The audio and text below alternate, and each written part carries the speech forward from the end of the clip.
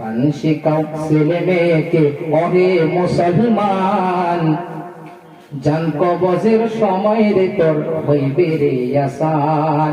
কোরআন শিখাও ছেলে মেয়েকে ওহে মুসলমান, জান কবজের সময় রে তোর হইবে রে আসান। একটি ছেলে আলিম হলে পড়বে কোরআন মৃত্যুকালে, একটি ছেলে আলিম হলে পড়বে কোরআন মৃত্যুকালে।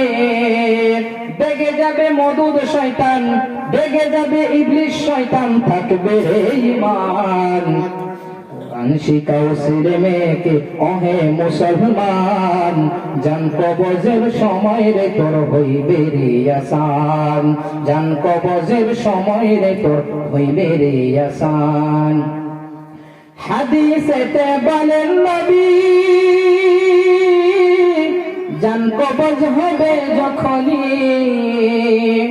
হাদিসেতে বলেন নবী জান কবজ হবে যখনই। মা বাপ সেজে আসবে শয়তান, মা বাপ সেজে আসবে শয়তান, তোমায় করিবে বেঈমান। এই কোরআন শয়তানকে তাড়ায়া তোমার রাখিবে ঈমান। কোরআন শিখাও ছেলে মেয়েকে ওহে মুসলমান, জান কবজের সময় রে তোর হইবে রে আসান, জান কবজের সময় রে তোর হইবে রে আসান। কথা বলেন ঠিক না বেঠে? কোরআন শিক্ষা জরুরত আছে না নাই?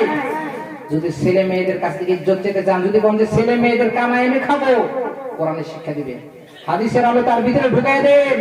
নবীজিকে চিনান, শরীয়ত চিনান, ইসলাম চিনান, আল্লাহকে চিনান। যদি এটি যদি না চিনাইতে পারে, কঠিন কিয়ামতের দিন আপনার কলিজার মধ্যে পাড়া দিয়ে আপনার ছেলে জাহান্নামে প্রথমে যাবে, তারপরে আপনাকে নিয়ে যাবে টেনে হেসে। ربنا أرنا الذين أضلنا من الجن والإنس نجعلهما تحت أقدامنا ليكونا من الأسفلين। কঠিন কিয়ামতের দিন যখন আপনার ছেলে মেয়েকে জাহান্নামে ফেরেশতারা টাইনা যখন জাহান্নামে নিয়ে যাবে, ছেলে মেয়েরা বলবে আল্লাহ রাব্বুল আলামিন তুমি দাঁড়াও দাঁড়াও, আমাদের বাবা মাকে আমি নিয়ে আসছি, যে বাবা মা তোমাকে চিনাই নাই, নবী জিকে চিনা নাই, কোরআন পড়া শিখায় নাই, নামাজের কথা হুকুম করে নাই, রোজা রাখি নাই তাও বলে নাই, তাদেরকে আমি ডাকে নিয়ে আসি, তাদের কলিজায় পাড়া দিয়ে আমরা জাহান্নামে চলে যাবো। মাবুদ গো তুমি জাহান্নামে দিবে আমি জানি, কিন্তু কলিজায় পাড়া দিয়ে যাবো, মা বাপ সহ আমরাও জাহান্নামে যাবো বলে নাউজুবিল্লাহ। জাহান্নামে যেতে চান?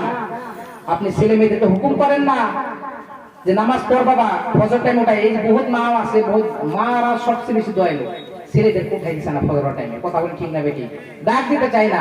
চিন্তা করেন আজকে আপনি ছেলেকে ডাক দেন না, কঠিন কিয়ামতের দিন যখন ছেলে স্বপ্নে জাহান্নামে যাবে, জাহান্নামের আগুনে পড়বেন, সেটা সহ্য হবে? সহ্য করতে পারবেন? তাহলে ছেলে মেয়েদেরকে নামাজ শেখানো জরুরি আছে না নাই? আছে না নাই?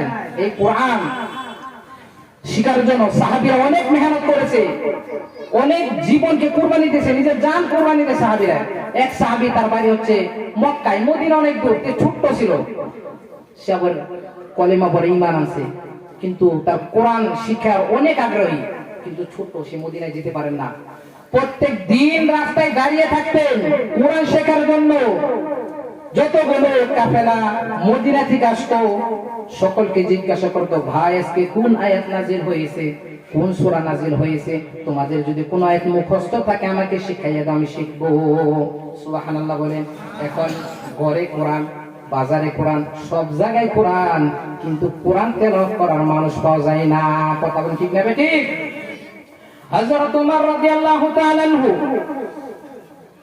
ইসলাম গ্রহণ করার আগে এই কোরআনের বিরোধিতা করত, বিশ্ব নবী রাহমাতাল লিল আলামিনের বিরোধিতা করত, কাবা ঘরের মধ্যে নামাজও পড়তে দিতেন না। এই ওমর রাদিয়াল্লাহু তাআলা আনহু একদিন নাঙ্গা তলোয়ার হাতে নিয়ে বিশ্ব নবী রাহমাতাল লিল আলামিনকে মারার জন্য রওনা দিলেন। রাস্তার মধ্যে নাঈম নামক এক সাহাবীর সাথে দেখা হইয়া গেল।